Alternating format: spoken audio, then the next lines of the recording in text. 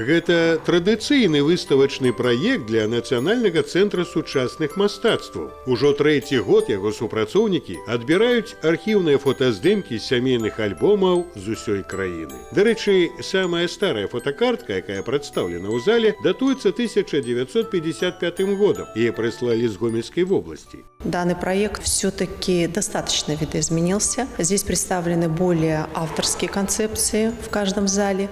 Он стал стилистически разнообразным, скажем, более многогранен, потому что очень разные точки зрения, очень разные идеи, от концептуального до какого-то архивного видения. И это интересно, потому что авторы, художники, кураторы, они, в принципе, наверное, постарались отобразить те веяния, которые происходят с нами здесь и сейчас. Проект размешчаны ў 5 залах. Тут прадстаўлены як фотаздымкі з архіваў, так і творы сучасных мастакоў. У кожнай зале свая тэматыка. Так у праекце «Снежань» 12 нумар Алена Данброва прасачыла тэндэнцыі змены ў стаўленні да свята Новага года. Аўтар у сваіх работах выкарыстоўвала толькі 12-й выпуск двух выданняў «Працаўніца і сялянка» 50-х-60-х гадоў мінулага стагоддзя. В советское время выходило многомиллионным тиражом.